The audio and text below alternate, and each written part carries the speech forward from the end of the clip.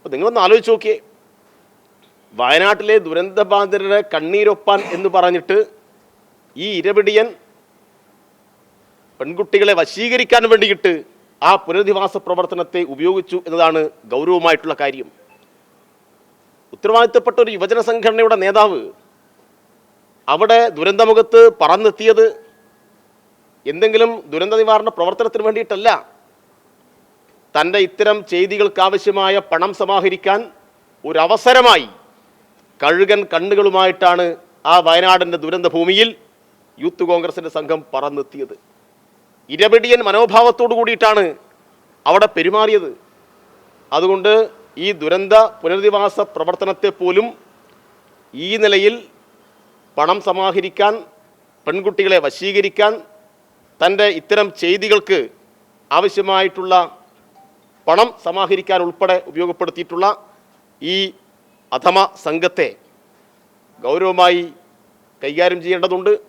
ഇതുമായി ബന്ധപ്പെട്ട സമഗ്ര അന്വേഷണം നടത്തേണ്ടതുണ്ട്. ഈ ക്രൈം സിൻഡിക്കേറ്റിലെ രണ്ടാമനാണ് ഇപ്പോൾ ജയിലിലേക്ക് പോയിട്ടുള്ളത്. ക്രൈം സിൻഡിക്കേറ്റിൽ ഒന്നാമനുണ്ട്. ആ ക്രൈം സിൻഡിക്കേറ്റിൻ്റെ ഒന്നാമനും ഇതേ വഴിയിൽ തന്നെ വലിയ നിലയിൽ തുറന്നു കാട്ടപ്പെടും എന്ന കാര്യത്തിൽ ഒരു തർക്കവുമില്ല.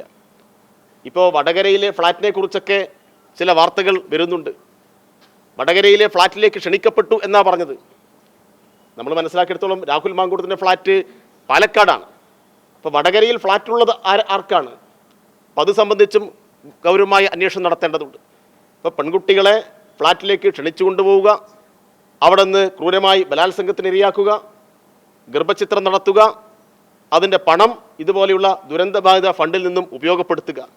എത്രമാത്രം ഹീനമായ, എത്രമാത്രം നെറികേടാണ് ഇവർ കാണിച്ചിട്ടുള്ളത്.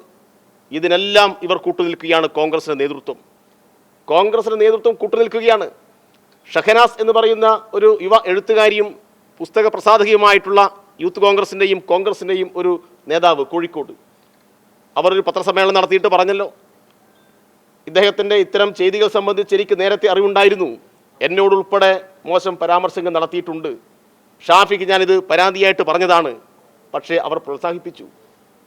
എല്ലാ അർത്ഥത്തിലും ഇവരെ പ്രോത്സാഹിപ്പിക്കുന്ന സമീപനമാണ് സ്വീകരിച്ചത്.